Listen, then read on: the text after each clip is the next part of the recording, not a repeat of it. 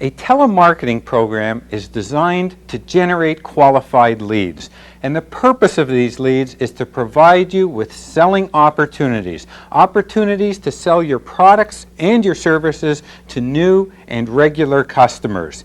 Let's think about the person whom you're going to contact.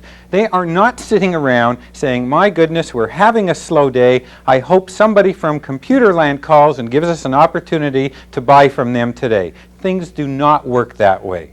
What we must do is arouse curiosity and interest on behalf of the buyer so that they will want to part with their time in seeing what you have to offer. Every time you contact a customer, a sale is made. If you make 20 contacts that day and 19 of them do not book appointments, you have been outsold 19 of the 20 times. We must sell the buyer on wanting to give up his valuable time in order to see you and what you have to offer. If you speak to 10 buyers and you get 8 or 9 or 7 appointments, you have made the sale 7, 8, or 9 times. Your initial objective is to sell them on an appointment, on agreeing to see you. There is one way you can always ensure a favorable response. One of the most underestimated rules in all of business is that people like to do business with friendly people. They do not know how good looking you are. They do not realize you've just gotten a new haircut. The only factors that will affect their decision is what you say and how you say it. That must be pre-planned and practiced so that it gets the effect that you wish to deliver. When you make your initial call, your objective and your goal and first contact will be the receptionist. Frequently, getting by screening, getting by the receptionist can be difficult. There is a very simple way to get by every receptionist with whom you make contact. Very simply, don't try to get by the receptionist. Be honest, sincere, and direct in your approach. Let me give you an example.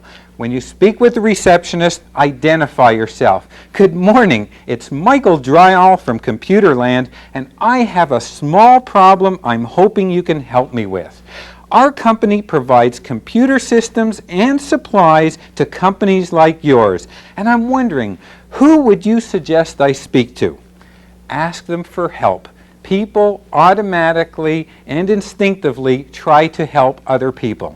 Once you get the name of the person, again, doing a good selling job with the receptionist, "Thank you very much. Oh, and by the way, does your company use one or more computers?"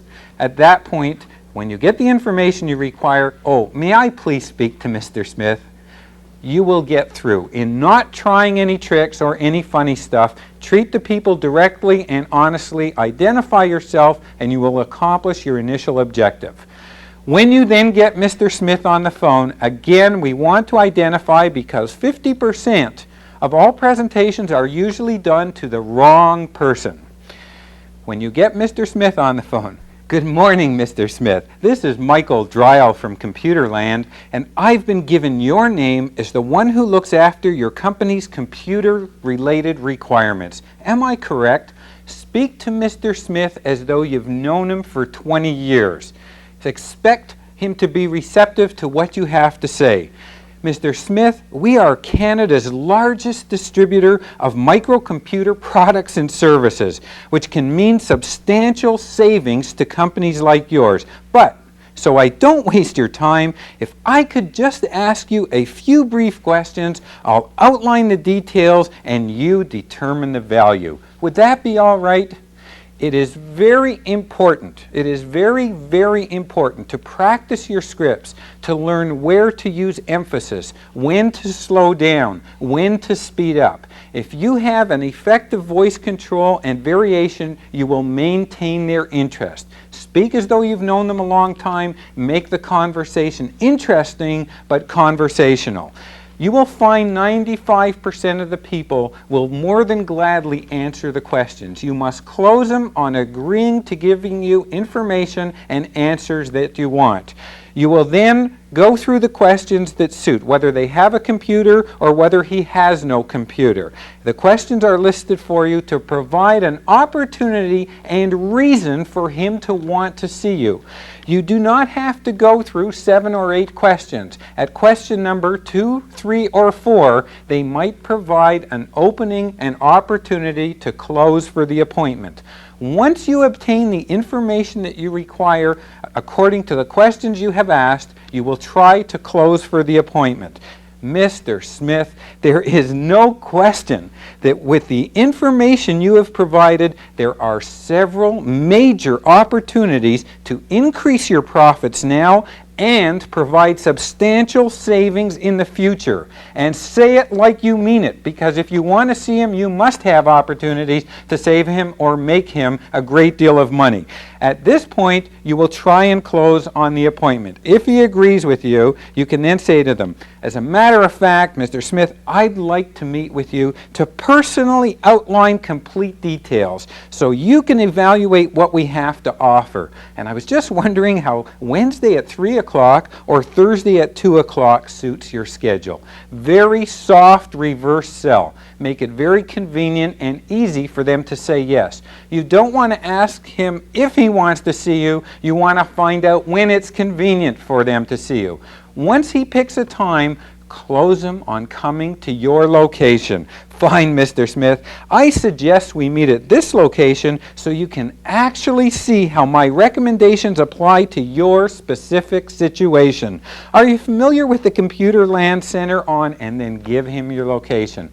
If you book 8, 10, or 12 appointments a day at your location and 3 or 4 cancel or do not show up, you still have 8 potential selling situations. If you book 3 or 4 appointments away and 1 or 2 cancel or don't show up, you're limited to 2 opportunities and a lot of valuable time traveling, which could be used for selling and generating more leads, is definitely wasted. The key in using the telephone is to learn to work smartly and profitably. Many times when you try and close, obviously the customer will resist. They'll say, no, I'm too busy. No, it's a bad time. We're not in the market now. Our computer requirements are well looked after. Can you send me some literature? You've all heard these excuses. I have provided for you a number of responses to any and all objections. No matter what resistance, concern, or reason for not seeing you the customer voices, every one of these will answer every concern a customer has. You can pick them in order. You can pick them in order of your favorite. You can mix and match. In your own mind, make up the reason a customer says no. Keep in mind, they are not saying no. They are asking you to justify, to give confidence and reassurance as to why they should see you. You've tried to close. The customer has said no. Go to one of the responses. Mr. Smith, I understand your concern to not buy anything you don't want, don't need, or cannot afford. The sole purpose of our meeting is for me to provide you with specific means of increasing your profitability and for you to decide how to proceed. Please keep in mind, I will fully respect any decision you make, and I will not take more than 15 minutes of your time unless you want additional details. Now, isn't that fair? You must make a habit of trying to close a minimum of 3 times with every customer. Over 70% of all appointments are obtained on the 3rd attempt or more. Again, suppose he resists again, says, well, no, we really aren't interested at this time. We're busy with quite a few things. It's year end. Mr. Smith, we are going to provide you with cost-saving ideas at absolutely no cost or obligation. And quite frankly, this is done solely on the basis that if our suggestions can save you time or money, you'll consider using our company. Now, isn't that reasonable? It is very difficult for people to resist this type of logic, especially if it is said with strength, with confidence, and so that he can potentially benefit. Again, you may get more resistance. Mr. Smith, I suspect you get many computer-related calls every week. and you cannot afford the time or inconvenience to see everyone. Well, as Canada's largest distributor of microcomputer products and services, we understand and are in the same position. My point is this: I know the value of your time and make sure it is not wasted. With that in mind, can you allow me 15 minutes to show you how we can have a positive effect on your profit picture? When you do this in this form, you will get appointments. It has to happen. They will want to talk to you. They get many calls by inexperienced, unprofessional people who tell them, I have something great for you that can save you time and money. They do not know that that is the case. You have done a professional job of qualifying and justifying the time that you want. Last resort that you can pick, let me absolutely assure you, Mr. Smith, I would not waste your time or mine if I didn't firmly believe you would profit greatly from the information you'll receive. Now, with that in mind, don't you feel that time spent could be a good investment? You must learn to read these so that it does not sound like you are reading them. That is professional telemarketing and will accomplish the results that you want. When you get appointments, do not confirm with the customer. When you have booked an appointment and the appointment is within a week, 10 days, or 2 weeks, don't confirm. If you phone, say, by the way, I'm just calling to remind you about your appointment next week, you will hear one line constantly: oh, I'm glad you called. In other words, I was just going to call you. They forget how excited they were about wanting to see you. If the appointment is 2 or 3 weeks away, you may wish to make a confirming call. Flexibility counts. If you are comfortable confirming and want to, that is fine. But when you make a confirming call, do a bit of selling. Don't call up and say, oh, hi, I'm just calling to remind you about your appointment tomorrow. He'll no more want to see you than anybody else will want to. Make it exciting. Mr. Smith, it's Michael Dryle from Computerland calling. I'm just calling for 2 things. One, to remind you about our appointment tomorrow because I've got some really exciting information for you. And by the way, if you wish to come a little earlier or a little later, please feel free because I've set the time aside for you. You are familiar with how to get here, and you will find the appointment will hold very strongly. The whole key to success on telephone is to sell yourself. How you talk and what you say will affect the decisions. It'll affect their decision as to whether they want to meet with you and then determine whether they wish to invest with your particular company. In all companies, whether there are 10 salespeople, 20, 50, or 100, there are always 5, 10, or 15% that are more successful than the rest, which shows an interesting thing. Selling is not luck, it is skill.